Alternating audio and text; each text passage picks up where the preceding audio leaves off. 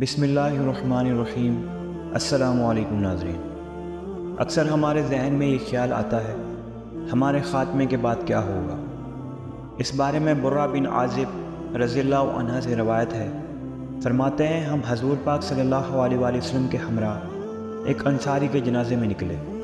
ہم ایک قبر پر پہنچے جو کہ لحد نہیں بنائی گئی تھی۔ رسول اللہ صلی اللہ علیہ وآلہ وسلم نے سالم قبلہ روح ہو کر تشریف فرما ہو گئے۔ ہم بھی آپ کے ارد گرد اسی طرح بیٹھ گئے گویا ہمارے سروں پر پرندے ہوں۔ آپ کے دست مبارک میں لکڑی تھی جس سے آپ زمین پر لکیریں کھینچ رہے تھے۔ آپ آسمان کی طرف دیکھنے لگے اور پھر زمین کی طرف دیکھتے رہے اور اپنی نظر اوپر اٹھاتے اور پھر نیچے فرماتے، اور آپ نے 3 مرتبہ یہ عمل دہرایا اور فرمایا اللہ کے عذاب قبر سے پناہ مانگو۔ 2 مرتبہ یا 3 مرتبہ آپ نے یہ الفاظ دہرائے، پھر فرمایا بندہ مومن جب دنیا سے نکلتا ہے اور آخرت کی طرف آتا ہے، اس پر آسمان سے سفید چہروں والے فرشتے اترتے ہیں گویا ان کے چہرے سورج ہو۔ ان کے پاس جنت کے کفن اور جنت کی خوشبوؤں میں سے خوشبو ہوتی ہے، یہاں تک کہ وہ اس سے تاحد نگاہ بیٹھ جاتے ہیں۔ پھر ملک الموت علیہ السلام آتے ہیں، یہاں تک کہ اس کے سر پر بیٹھ جاتے ہیں اور فرماتے ہیں اے نفس مطمئنہ، نکل اللہ کی مغفرت اور خوشنودگی کی طرف۔ آپ نے فرمایا اس کی روح اس طرح نکلتی ہے جس طرح پیاسے کے منہ میں قطرہ ڈالا جائے اور وہ لے لیتا ہے۔ ایک روایت میں ہے کہ حتیٰ کہ جب اس کی روح نکلتی ہے تو آسمان اور زمین کے درمیان ہر فرشتہ اس پر نماز پڑھتا ہے اور اس کے لیے آسمان کے دروازے کھول دیے جاتے ہیں۔ کوئی بھی دروازے پر مطعین فرشتہ نہیں ہوتا جو دعا نہیں کرتا۔ اس کی روح ان سے پہلے ہی بلندی پر پہنچ جائے، جب وہ اسے لے لیتا ہے تو اس کو ایک لمحہ بھی اپنے ہاتھ میں نہیں رکھتا مگر اسے کفن میں ڈال دیتا ہے۔ اس لیے اللہ تعالیٰ نے فرمایا ہمارے رسول یعنی بھیجے ہوئے فرشتے اس کو لے لیتے ہیں اور وہ زیادتی نہیں کرتے، اور اس سے ایسی خوشبو نکلتی ہے جیسے روئے زمین پر کستوری کی سب سے بہترین خوشبو ہو۔ آپ صلی اللہ علیہ وآلہ وسلم نے فرمایا فرشتے اس کو لے کر ملائکہ کے جس گروہ کے پاس سے بھی گزرتے ہیں وہ کہتے ہیں یہ کس پاکیزہ کی روح ہے، اور وہ اس کے ناموں میں سے سب سے اچھا نام جو دنیا میں اس کے لیے پکارا جاتا تھا لے کر پکارتے ہیں اور کہتے ہیں فلاں بن فلاں، یہاں تک کہ آسمان دنیا پر پہنچ جاتے ہیں اور وہ دروازہ کھولنے کی استدعا کرتے ہیں جو ان کے لیے کھول دیا جاتا ہے، اور وہ اس کو لے کر ہر آسمان کی طرف جاتے ہیں یہاں تک کہ 7ویں آسمان تک پہنچ جاتے ہیں۔ بس اللہ تعالیٰ فرماتے ہیں میرے بندے کا اعمال نامہ علمین میں لکھ دو، اور ہمیں کیا معلوم علمین کیا ہے؟ جس پر مقرب فرشتے نگہبان ہیں اس کو علیہم کہتے ہیں۔ بس اس کا اعمال نامہ علمین میں لکھ دیا جاتا ہے اور پھر کہا جاتا ہے اس کو زمین کی طرف لوٹا دو، کیونکہ میں نے ان سے وعدہ کیا ہے کہ میں ان کو مٹی سے ہی پیدا کیا ہے اور اسی میں لوٹاؤں گا، اور پھر دوسری مرتبہ زمین سے ہی اٹھاؤں گا۔ پھر اس کی روح جسم میں لوٹا دی جاتی ہے۔ زمین کی طرف اسے لوٹائے جانے کے بعد آپ نے فرمایا وہ اپنے دوستوں کے جوتوں کی آواز سنتا ہے۔ جب وہ اس سے مڑ کر جاتے ہیں پھر اس کے پاس 2 فرشتے آ جاتے ہیں جو سخت مزاج ہوتے ہیں اور اس کو جھڑکتے ہیں۔ وہ اس کو بٹھا دیتے ہیں اور کہتے ہیں تیرا رب کون ہے؟ وہ کہتا ہے میرا رب اللہ ہے۔ پھر کہتے ہیں تیرا دین کیا ہے؟ وہ کہتا ہے میرا دین اسلام ہے۔ پھر کہتے ہیں تیرا نبی کون ہے؟ وہ کہتا ہے میرا نبی محمد صلی اللہ علیہ وآلہ وسلم ہے۔ وہ اس سے کہتے ہیں تجھے اس کا علم کیسے ہوا؟ وہ کہتا ہے میں نے اللہ کی کتاب پڑھی، اس پر ایمان لایا، اس کی تصدیق کی۔ وہ اسے جھڑکتا ہے اور کہتا ہے تیرا رب کون ہے؟ تیرا دین کیا ہے؟ تیرا نبی کون ہے؟ اور یہ آخری آزمائش ہوتی ہے جو بندہ مومن پر پیش کی جاتی ہے۔ اس لیے اللہ تعالیٰ نے فرمایا اللہ تعالیٰ ایمان والوں کو کلمہ طیبہ کے ساتھ دنیا میں ثابت رکھتا ہے۔ پس وہ کہتا ہے میرا رب اللہ ہے، میرا دین اسلام ہے اور میرا نبی محمد صلی اللہ علیہ وآلہ وسلم۔ بس اس وقت آسمان میں ندا دینے والا ندا دیتا ہے کہ میرا بندہ سچا ہے، اس کے لیے جنت میں بچھونا بچھائے، اس کے لیے جنت کا لباس لے آؤ اور اس کے لیے جنت کی طرف دروازے کھول دو۔ آپ صلی اللہ علیہ وآلہ وسلم نے فرمایا پھر اس کے بعد ایک شخص آتا ہے، اور ایک روایت میں ہے اس کے لیے خوبصورت چہرے والا، عمدہ کپڑوں والا، اچھی خوشبو والا شخص آتا ہے اور کہتا ہے میں تجھے ایسی بشارت دوں گا جو تجھے خوش کر دے گی۔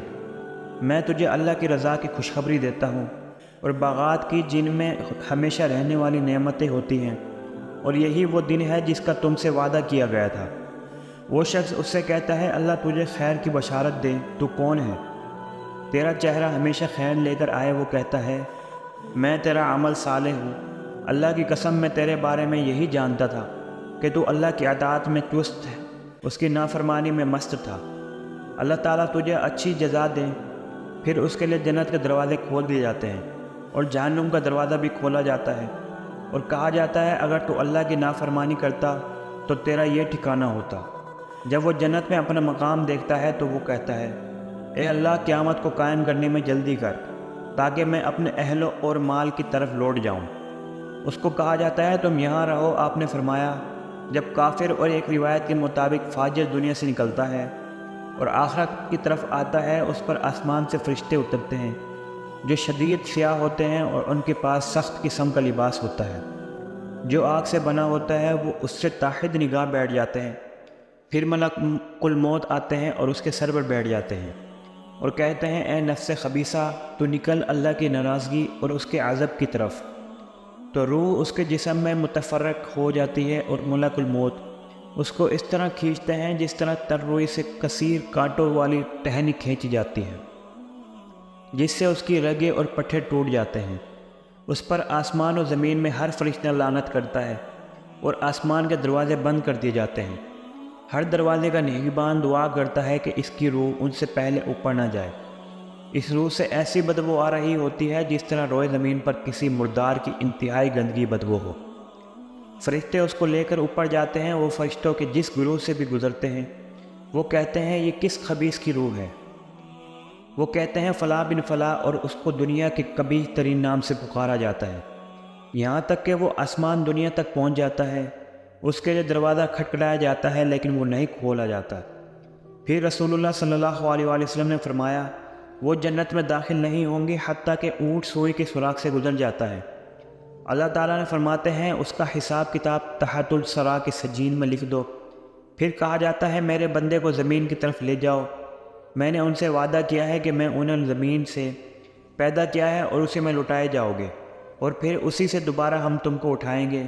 پھر اس کی روح آسمان سے پھینک دی جاتی ہے یہاں تک کہ وہ اس کے جسم میں گر جاتی ہے۔ پھر آپ صلی اللہ علیہ وآلہ وسلم نے فرمایا جو اللہ تعالیٰ سے شرک کرتا ہے وہ آسمان سے گر جاتا ہے، بس پرندے اس کو اچک لیتے ہیں یا ہوا سے اسے دور دراز مکان میں پھینک دیتی ہے، بس اس کی روح جسم میں لوٹا دی جاتی ہے۔ آپ صلی اللہ علیہ وآلہ وسلم نے فرمایا وہ اپنے ساتھیوں کے جوتوں کی آوازیں سنتا ہے جب وہ اس سے واپس جاتے ہیں، اور اس کے پاس دو فرشتے آ جاتے ہیں سخت مزاج والے، اسے جھڑکتے ہیں اور اس کو کہتے ہیں تیرا رب کون ہے؟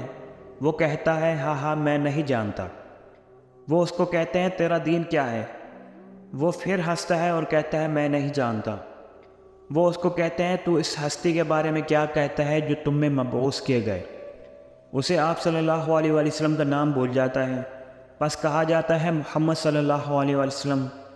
وہ کہتا ہے ہاں ہاں میں نہیں جانتا، میں لوگوں سے سنتا تھا وہ یہ کہہ رہے ہوتے تھے۔ پھر کہا جاتا ہے تو نے نہ سیکھا اور نہ پڑھا، بس آسمان سے ندا دینے والا ندا دیتا ہے، اس نے جھوٹ بولا، اس کے لیے آگ کا بچھونا بچھا دو اور اس کے لیے آگ کا دروازہ کھول دو، اس پر جہنم کی آگ کی گرمی اور شدت آتی ہے، اور وہ اس قبر تنگ ہو جاتی ہے یہاں تک کہ اس کی پسلیاں علیحدہ ہو جاتی ہیں، اور ایک شخص اس کے پاس آ جاتا ہے۔ اور ایک روایت میں ہے کہ ایک برے چہرے والا شخص، برے کپڑوں والا بدبودار شخص اس کے پاس آتا ہے اور کہتا ہے میں تجھے ایسی بشارت دوں گا جو تیرے لیے بہت بری ہوگی، اسی دن کا تجھ سے وعدہ کیا گیا تھا۔ وہ کہے گا اور تو اللہ تجھے برائی کی خوشخبری دے، کون ہے تو؟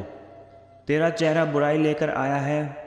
وہ کہے گا میں تیرا خبیث عمل ہوں، اللہ کی قسم میں تیرے بارے میں اتنا جانتا ہوں کہ تو اللہ کی اطاعت میں سست ہو، اس کی معصیت میں بہت تیز تھا، اللہ تجھے بری جزا دے۔ پھر اس کو اندھا بہرا اور گونگا کر دیا جائے گا اور اس کے ہاتھ میں گزر ہوگا، اگر وہ پہاڑ پر مارے تو پہاڑ مٹی ہو جائے گا، وہ اس کو شدید قسم کا ضرب لگائے گا حتیٰ کہ وہ مٹی ہو جائے گا۔ پھر اللہ تعالیٰ اسے پہلی حالت میں پر لوٹا دے گا، وہ پھر اسے مارے گا اور وہ ایسی چیخ مارے گا جس کو انسان اور جن کے علاوہ ہر کوئی سنے گا۔ پھر اس کے لیے جہنم کا دروازہ کھول دیا جائے گا اور آگ کا بچھونا بچھا دیا جائے گا۔ اہل سنت کا اتفاق ہے کہ عذاب قبر حق ہے اور یہ صحیح احادیث سے ثابت ہے۔ مروزی کہتے ہیں ابو عبداللہ احمد بن حنبل نے فرمایا عذاب قبر حق ہے اور اس کا انکار صرف گمراہی پھیلانے والا ہی کر سکتا ہے۔ اور حنبل کہتے ہیں میں نے ابو عبداللہ سے عذاب قبر کے بارے میں پوچھا تو انہوں نے کہا یہ صحیح احادیث ہیں، ہم ان پر ایمان لاتے ہیں اور ان کا اقرار کرتے ہیں۔ جو بھی حضور صلی اللہ علیہ وسلم کا صحیح فرمان جید اسناد کے ساتھ آتا ہے ہم اس کا اقرار کرتے ہیں، کیونکہ اگر ہم حضور صلی اللہ علیہ وسلم کے صحیح فرمان کا اقرار نہ کریں، اس کو جھٹلا دیں اور رد کر دیں تو اس کا مطلب یہ ہے کہ ہم نے اللہ کا امر رد کر دیا۔ اللہ تعالیٰ فرماتے ہیں اور جو تمہیں رسول عطا کرے اسے لے لو۔ میں نے اس سے کہا کیا عذاب قبر حق ہے؟ فرمایا حق ہے، قبر میں مردوں کو عذاب دیا جاتا ہے۔ راوی کہتے ہیں میں نے ابو عبداللہ کو سنا، آپ نے فرمایا ہم عذاب قبر اور منکر نکیر پر ایمان لاتے ہیں اور اس بات پر کہ قبر میں بندے سے سوال کیے جائیں گے۔ اس لیے اللہ تعالیٰ نے فرمایا اللہ تعالیٰ ایمان والوں کو کلمہ طیبہ کے ساتھ دنیاوی اور آخروی زندگی میں ثابت رکھتا ہے، اور یہ قبر میں ہی ہوگا۔ احمد بن قاسم نے کہا اے ابو عبداللہ کیا ہم منکر نکیر اور عذاب قبر کے بارے میں جو روایت کیا جاتا ہے اس کا اقرار کرتے ہیں؟ تو انہوں نے فرمایا سبحان اللہ، ہم اس کا اقرار کرتے ہیں اور اس کے قائل ہیں۔ اگر آپ کو ویڈیو پسند آئی ہو تو چینل کو سبسکرائب ضرور کیجیے گا۔